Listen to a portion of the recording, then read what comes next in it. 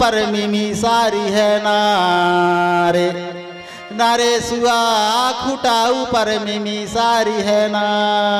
सुआ यानी कौन हो गया? पति, है ना। सुआ यानी हो गया पति। खूटा ऊपर मिमी सारी, मिमी यानी मछली, और सारी यानी रोटी। गोंडी में सारी क्या कहते हैं? रोटी। हे सुआ, हे पति देव, खूटा के पास में जो रात की जो मिमी सारी लाई हूं उसको तुम खा लो। अब वो भी नगाते नगाते क्या कहता है? तन्ना को ना नारी ना नारी नाना, तन्ना को ना नारी नाना, रातें हो गई फापड़ थैया, तरना को ना नारी नाना, रातें हो गई फापड़ थैया, तरना को ना नारी नाना, तन्ना को ना नारी ना नारी नाना, तन्ना को ना नारी नाना, और रातें हो गई थापड़ थैया। दो दो बात की हो गई रात। अब दोनों आर एक दूसरे की तरफ ऐसा देखते हैं, तो जब देखते हैं तो दोनों को हंसी खिलखिला के आ जाती है, दोनों हंसने लगते हैं, तो बोला चाली चालू हो जाती है। तो आप भी कभी बोला चाली बंद हो जाए तो ऐसा मजाक कर दिया करो, ठीक है ना। जब आपके पति कहीं जाए तो खुशी खुशी से पैदा कर दिया करो, तो पति समझेगा कि नहीं यार मेरी ख्याल रखती है। और आप भी भैया यदि खारी भी बना दी है दीदी ने, जैसी भी बना दी है, तो उसको खुशी खुशी खा लिया करो और बड़ाई कर दिया करो कि आज तो बहुत अच्छा बना। जैसा भी बने मगर बड़ाई कर दिया करो, आज तो भोजन मजा आ गया है यार। रोज रोज बड़ाई मत करना, नहीं तो समझ जा है? कभी काल बड़ाई कर दिया करो, तो पत्नी भी खुश और आप भी खुश। तो ऐसा पति पत्नी का तालमेल होना चाहिए, लड़ना नहीं चाहिए भैया। एक पत्नी एक बाई दीदी कहने लगी, मैं तो पति के पति नहीं समझू। मैंने कहा है रोज पिया था, कहने लगे दारू, बहुत धन का था मैं। तो मेरे भाई ऐसा भी नहीं करना, नारी शक्ति को जानो। जो मातृ शक्ति है ना, ये दुर्गावती रानी है, कमलावती रानी है, इनको ऐसा काम है, इनके बराबर आप काम नहीं कर सकते। जिस दिन इन खाना बनाने नहीं रहता, जिस घर में सदस्य नहीं रहते ना, तो आपको समझ में आ जाता है एक ही दिन में काम क्या होता है। सुबह उठेंगे, झाड़ू पोंछा लगाएंगे, कपड़ा धोएंगे, खाना बनाएंगे, बर्तन मांजेंगे, दाना नकवाएंगे, सुबह से लेकर के शाम तक खेत बाड़ी का काम, हर काम करती हैं। वो नारी शक्ति है। इतना काम आप कर लेना तो आपको समझ में आ जाएगा। फिर भी आप उनका सम्मान नहीं कर रहे, बताइए। उनका सम्मान करो। जिस घर में नारी का सम्मान होता है उस घर में देवी देवताओं का वास होता है, और जिस घर में नारी का सम्मान नहीं होता उस घर में धन का वास भी नहीं होता। ताली बजाना पड़ेगा। इसलिए आज के बाद वे देवी हैं, शक्ति हैं, उनका सम्मान करिए, उनको दुख कभी मत दीजिए, उनको प्रेम से रखिए, उनसे अच्छा बोलिए, उनसे अच्छा बताइए, वह जीवन है। इस प्रकार से रानी ने सोची मेरा जीवन यहाँ नहीं है, सिर्फ आप मुझे आज्ञा दीजिए। लेकिन रानी आपके साथ में किसी और को ले जा लो। लेकिन रानी क्या कहती है? बड़ा देव की मैं हूं पुजारन, करे मेरी पुरखा रखवारी, मेरे पुरखा रखवारी करेंगे। मैं अत्राम वंश की बेटी हूं, जिसका रक्षक मायके का मेरा कुल चिन्ह पट्टाधारी बाघ है। अत्राम वंश 6 देवधारी, जिनका कुल चिन्ह क्या होता मेरे भाई? बाघ होता है। सर्व जितने भी 6 देव हैं सभी का सामूहिक जो कुल चिन्ह होता है क्या होता है? बाघ। बाघ आपको दिख जाए तो आप धन्य समझना। कहते हैं यदि हमारे खेतों से, जिस खेत से बाघ निकल जाए तो उस खेत का दाना भरपूर होता है, कमी नहीं होती। ऐसा हमारे सियानों का कहना है। तो हर किसी के खेत में भी बाघ नहीं घुसता मेरे भाई।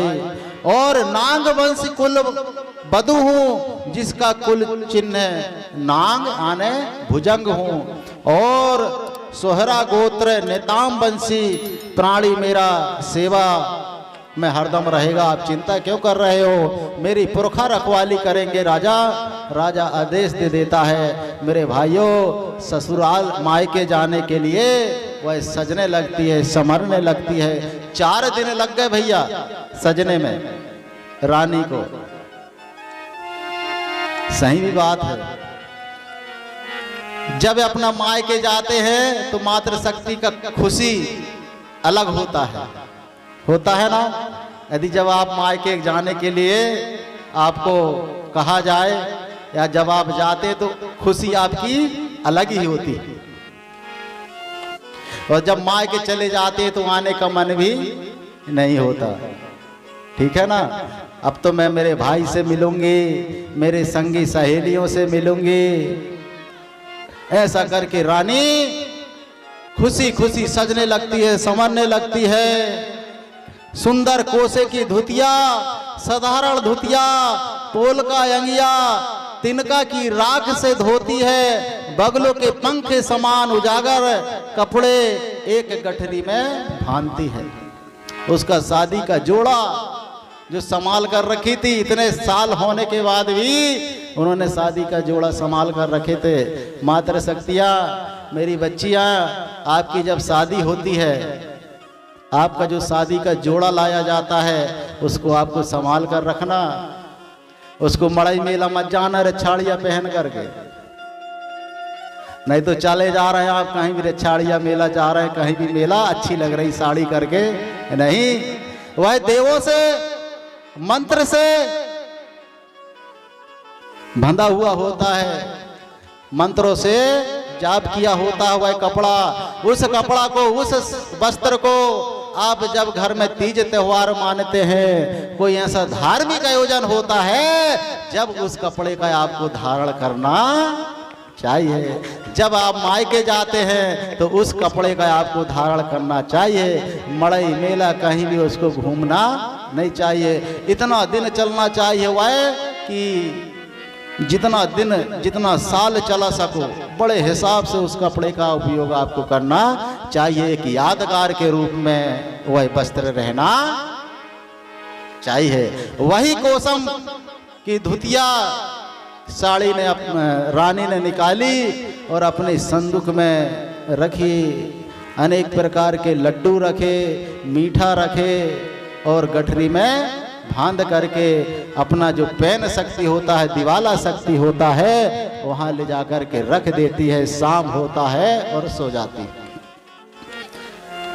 दूसरे दिवस जल्दी से रानी उठती है, नित्य काम करती है, फड़ा पहन का पूजन पाठ, अपने पुरखाओं का पूजन पाठ करके, और एक दबकी को लेकर के कहती है, एक दबकी, जो दबकी होती है उसमें सामान रखा जाता है, जिसे दबकी कहते हैं। आप थैला समझ लो उसको, लेकिन वो दबकी जो थी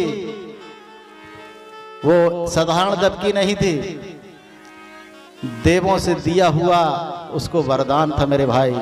उस दबकी को उठाकर कहती है, हे बड़ा देव, हे पुरखा देवता, इस दबकी में मेरे मायके से इतना सामान आए, इतना सामान आए कि मेरे पूरे गणराज्य में पुज जाए।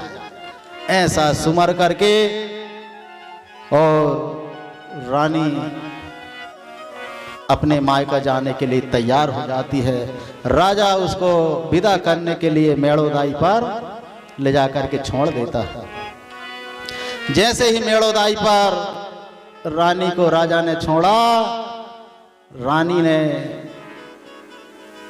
अपने पुरखाओं का स्मरण ध्यान किया। एक नदी थी, नदी में नाव में वह पार होकर के अपने पुरखों का स्मरण किया। कैसे किया, एक छोटा सा एक लाइन से गीत से मैं बताता हूँ। आजा आजा रे मोरे आजा पर आजा पुरखा देवता, आजा आजा रे मोरे देवठाना के देवी देवता, आजा आजा रे आजा आजा रे मोरे आजा पर आजा पुरखा पहनता, आजा आजा रे मोरे गुणवाना के देवी देवता, आजा आजा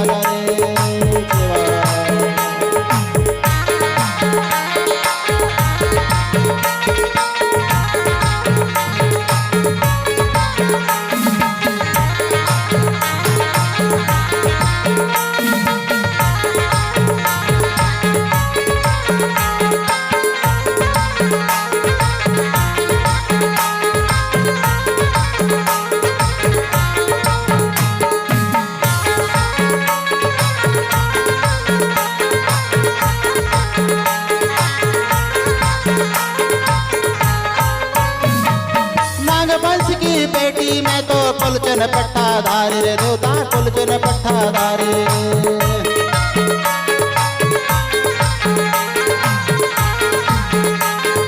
आओ रे आओ भगवा देवता करो मोरी रखवारी रे देवता आजा आजा रे आजा आजा रे मोरे आजा पर आजा पुरख पहनता आजा आजा रे मोरे देवठाना के देवी देवता आजा आजा रे मोरे देवठाना के देवी देवता आजा आजा रे मोरे देवठाना के देवी देवता आजा।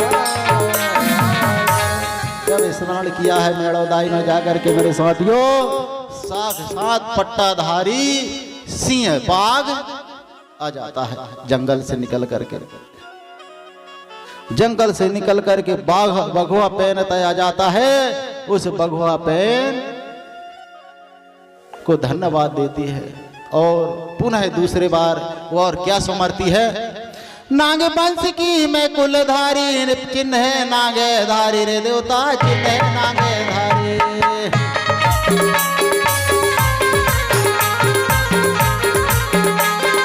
नाग वंश की मैं कुल बाधु चिन्ह नागे धारी रे देवता चिन्ह नागे धारी।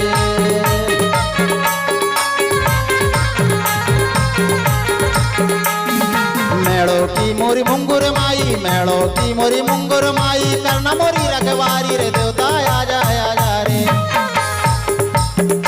मोरे आजा पर आजा पुरखा पहनता आजा आजा रे मोरे बामन गढ़ के देवी देवता आजा आजा रे आजा आजा रे मोरे आजा पर आजा पुरखा पहनता आजा आजा रे मोरे देव शक्ति के देवी देवता आजा आजा रे मोरे देवी दिवाला आजा आजा रे मोरे मुंगुर माई आजा आजा रे मोरे पुरखा पहनता आजा आजा रे। इस प्रकार से सुमरते मेरे भाइयों तो एक कुत्ता और एक नाग का झुंड आ जाता है। रानी चलने लगती है, आजू बाजू शेर और नाग और पीछे आगे आगे कुत्ता चलने लगता है। चल रही है जंगल पहाड़ नदी तालाब पार करते करते चांदागढ़ की ओर जाती। कोई दूसरा व्यक्ति देखते तो दूर से ही डर जाते, पास आने की कोई की हिम्मत नहीं होती थी मेरे भाई। है अरे पता नहीं ये तो शक्ति की अवतार जा रही है, साक्षात देवी जा रही है, ऐसा कर करके और डर जाते, पास में कोई नहीं आता। शाम होती एक पेड़ के नीचे विश्राम करती। विश्राम करने के बाद जो कुछ उसने ले जाती, साथ में लड्डू मीठा जो कुछ भी उसने ले जाती उसको खा लेती। थोड़ा बहुत अपने देवों को देती, बाघ को देती, नाग को देती, कुत्ता को देती और निश्चिंत सो जाती। सुबह उठती और फिर चांदागढ़ को चली जाती। इस प्रकार आदि शक्ति माँ गौरा भवानी रूप धरी विकराल, नाग देव और शेर पुरखा चल रहे बीच में जय बेली नार। जो भी देखते चकित हो जाते, कोई ना आते पास। आदि शक्ति माँ रानी को दूर से नमन सब करे।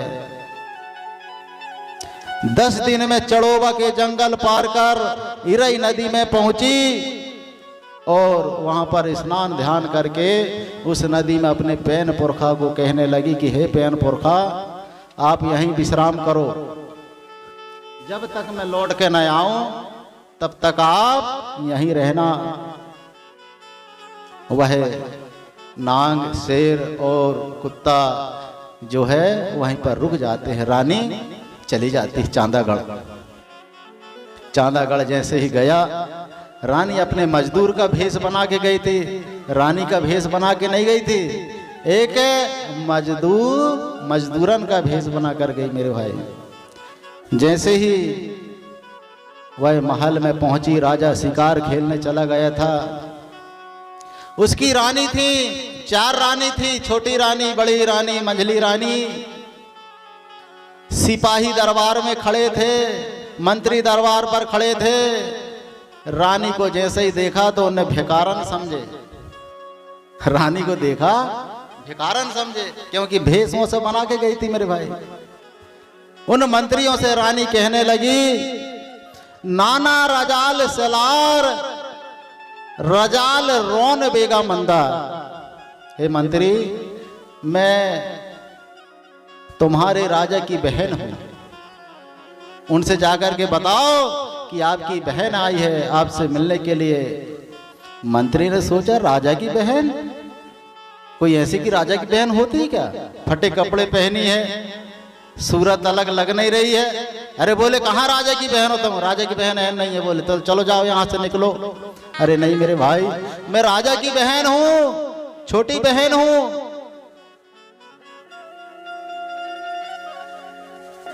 लेकिन मंत्री नहीं मानते, रानी गिड़गिड़ाने लगती है और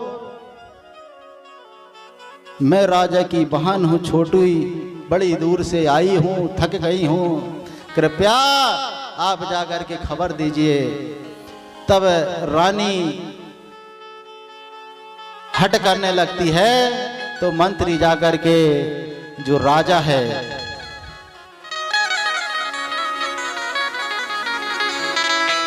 कि रानियों को जाकर के बताते हैं। राजा की रानी को इतना घमंड था,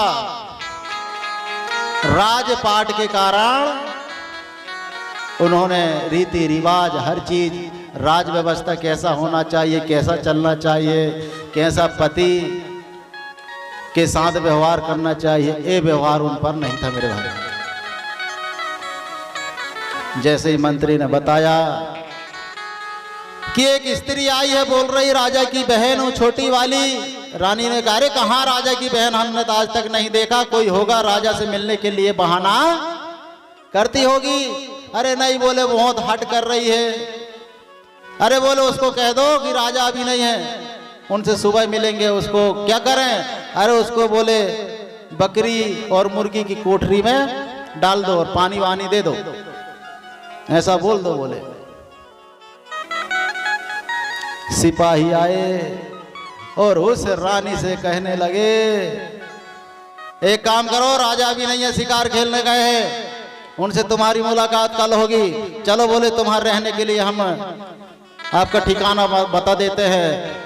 सिपाही ने ले गए मेरे साथियों और बकरी और मुर्गी की कोठरी में डाल दिए, वहीं पानी वानी दे दिए। रानी के आंखों में झरझर आंसू गिरने लगे। वाह रे राजा,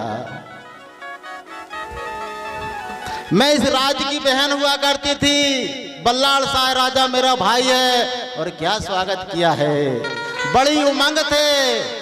मैं यहाँ आई हूँ मेरा मायके, और मेरे से कैसा स्वागत किया जा रहा है। वह रोने लगी, झरझर रोने लगी, असमन की धार बहने लगी, कहने लगी, वाह रे भाई, क्या स्वागत तूने मेरा किया है। क्या यही तेरा राज है? यही तेरे पुरखों ने सिखाए हैं कि ऐसा मान सम्मान करना चाहिए। ऐसा मान सम्मान तो किसी पराये के साथ भी नहीं कर सकता, तू तो अपनी बहन के साथ कर रहा है। ये गलती तेरी नहीं है, ये गलती तेरी है। तूने यहाँ राजपाट कर रहा है, यही पुरख ने तुझे सिखाए है। ऐसा करके और रानी झरझर झरझर आंसू रोती रहती है। रात भर उसको नींद नहीं लगती मेरे भाई। मच्छर है, सब कुछ उसको काटने लगते हैं।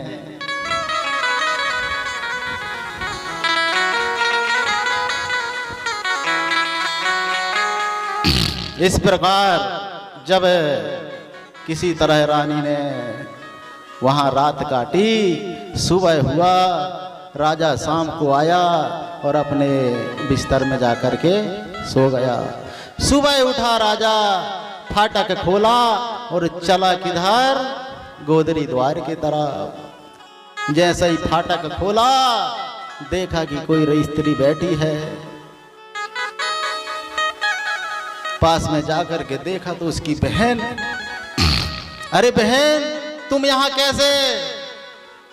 रानी के आंखों में आंसू आ गए, लपट लपट के रोने लगी। अरे भाई, तूने अच्छा स्वागत किया है मेरा, वाह, यही तेरा राज है, यही तेरा राज्य व्यवस्था है, यही तेरे पुरखा ने सिखाए हैं, यही हमारे माता पिता ने सिखाए हैं कि किसी का स्वागत ऐसा किया जाता है, यही तेरा राज्य व्यवस्था है।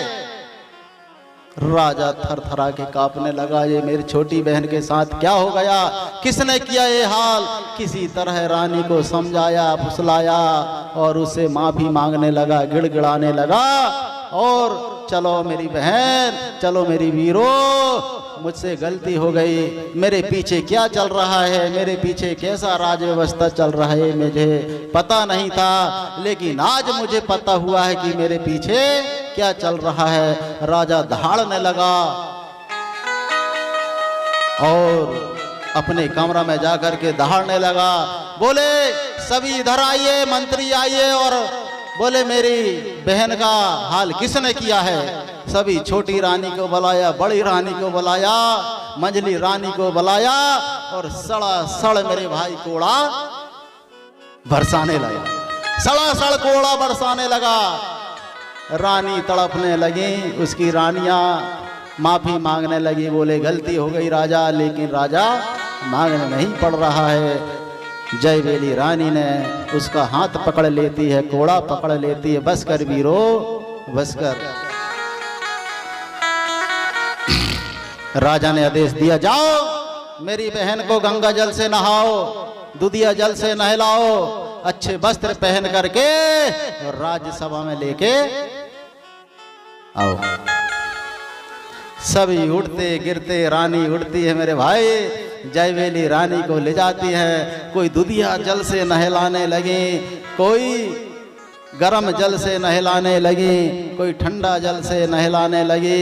रानी को रगड़ रगड़ के नहवाने सब लगती, सब सेवा करने लगती है। सभी सिपाही थर्रा जाते, घबरा जाते, रानी का बहुत सेवा सत्कार होने लगता है। थोड़ी देर के बाद राजमहल का कपड़ा जो वस्त्र है राजा के द्वारा दिया जाता है रानी के सामने। वो राजा की रानी है, उसके सामने पेश करती कि हे रानी, हमको माफ कर दो, गलती हो गई, हमने आपको नहीं पहचाना, लो जी राजमहल का वस्त्र पहन लो। जयवेली रानी ने मना कर दिया और अपनी संदूक खोली और वही जोड़ा उठा निकाला जो शादी में उसको धारण किए थी। कोसम की साड़ी बगला के पंखे के समान दिख रही थी। उसी साड़ी को जब रानी ने धारण किया है, जो हीरा मोती उसको जो मिले थे दहेज में, उसको जब धारण किया है तो क्या पूछना मेरे भाई। और राजमहल में आई है तो सभी ने खड़े होकर के सम्मान किया, मान किया। इस प्रकार से ये दास्तान हमारी आगे चल रही है इस सारंगपुर की पावन भुइयां पर। बहुत सेवा सत्कार हुआ। राजा ने पूछा, बहन क्या हाल है तेरा गणराज का, क्या बताऊं, 12 बरस तक पानी नहीं गिरा, मेरे गढ़ा राज्य में सूखा पड़ा है। कोठा के कोट गाय भैंस मर गए, पशु पक्षी दूसरे देश चले गए, गांव के नर नारी पलायन हो गए, दूसरे देश काम करने के चले गए, मेरे बंडा पूरे खाली हो गए, हम गरीब हो गए।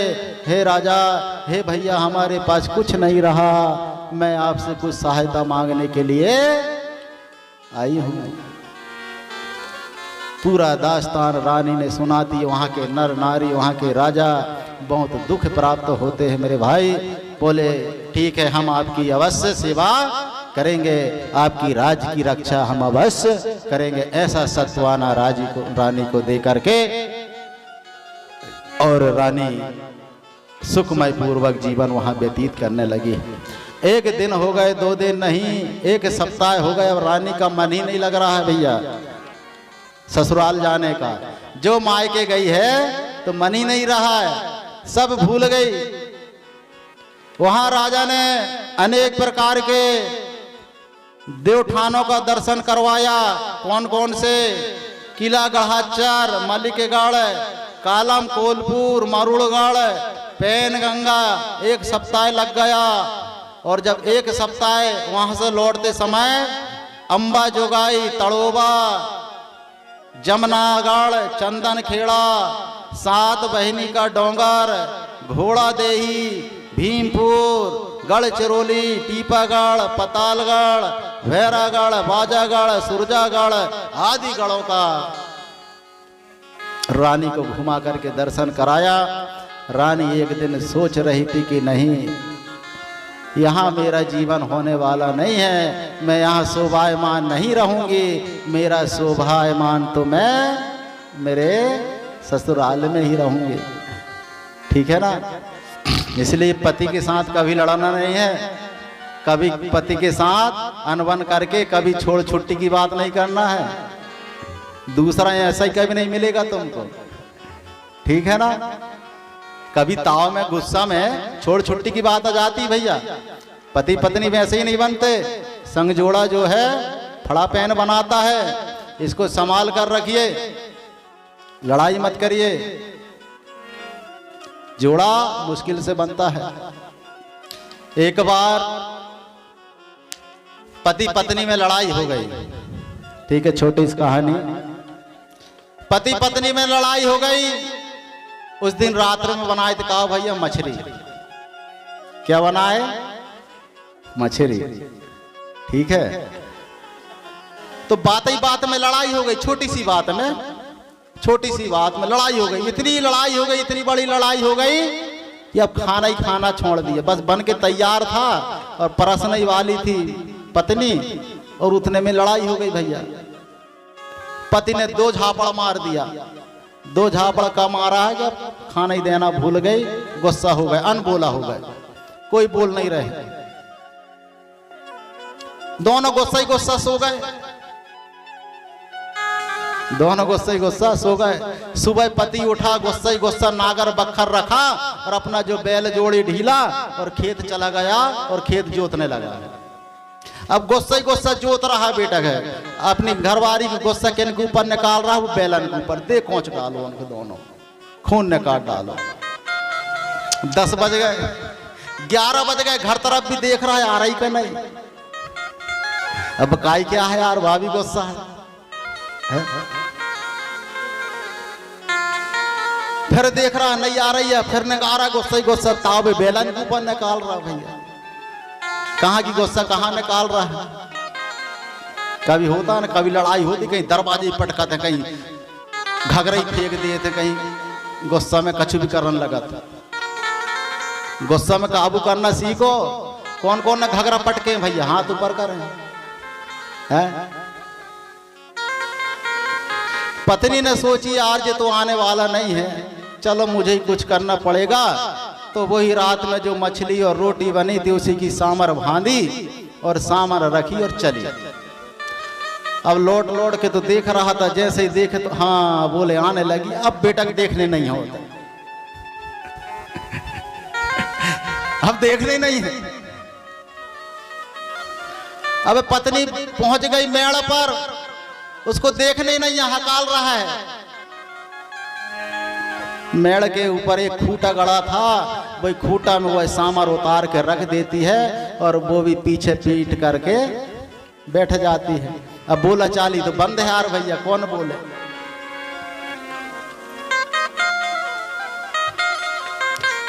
तो पत्नी क्या कहती है, एक छोटा सा रीना गीत गाती है।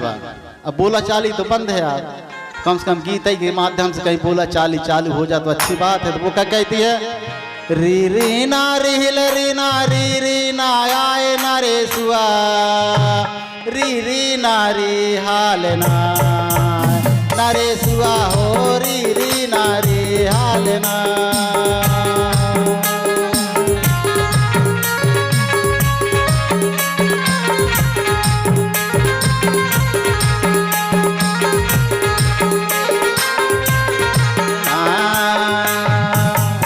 और क्या कहती है, री री ना री ना री ना आए ना रे सुआ, खूटा ऊपर मिमी सारी है ना रे सुआ, खूटा ऊपर मिमी सारी है ना। सुआ यानी कौन हो गया, पति है ना। सुआ यानी हो गया पति।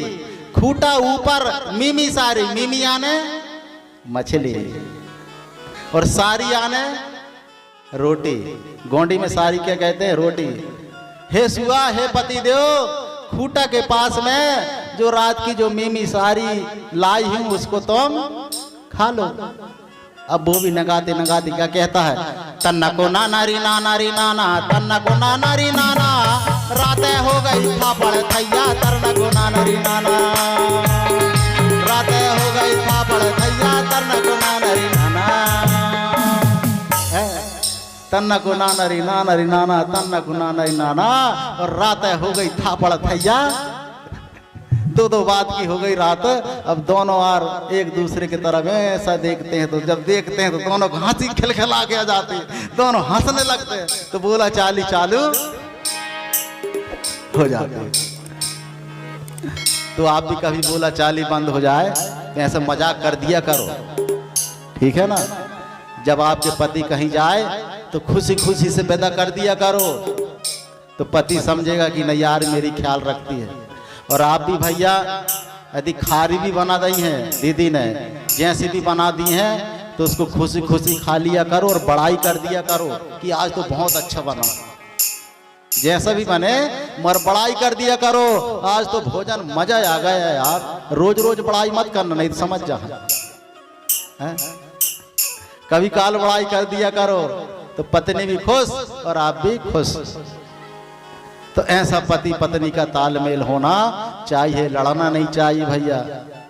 एक बाई दीदी कहने लगी, मैं तो पति के पति नहीं समझू। मैंने कहा है रोज पिया था, कहने लगे दारू बहुत धन का था मैं। तो मेरे भाई ऐसा भी नहीं करना, नारी शक्ति को जानो। जो मातृ शक्ति है ना, ये दुर्गावती रानी है, कमलावती रानी है, इनको ऐसा काम है, इनके बराबर आप काम नहीं कर सकते। जिस दिन इन खाना बनाने नहीं रहता, जिस घर में सदस्य नहीं रहते ना, तो आपको समझ में आ जाता है एक ही दिन में काम क्या होता है। सुबह उठेंगे, झाड़ू पोछा लगाएंगे, कपड़ा धोएंगे, खाना बनाएंगे, बर्तन माजेंगे, दाना नकवाएंगे, सुबह से लेकर के शाम तक खेत बाड़ी का काम, हर काम करती हैं। वो नारी शक्ति है। इतना काम आप कर लेना तो आपको समझ में आ जाएगा। फिर भी आप उनका सम्मान नहीं कर रहे, बताइए। उनका सम्मान करो। जिस घर में नारी का सम्मान होता है उस घर में देवी देवताओं का वास होता है, और जिस घर में नारी का सम्मान नहीं होता उस घर में धन का वास भी नहीं होता। ताली बजाना पड़ेगा। इसलिए आज के बाद वे देवी हैं, शक्ति हैं, उनका सम्मान करिए, उनको दुख कभी मत दीजिए, उनको प्रेम से रखिए, उनसे अच्छा बोलिए, उनसे अच्छा बताइए, वह जीवन है। इस प्रकार से रानी ने सोची मेरा जीवन यहाँ नहीं है।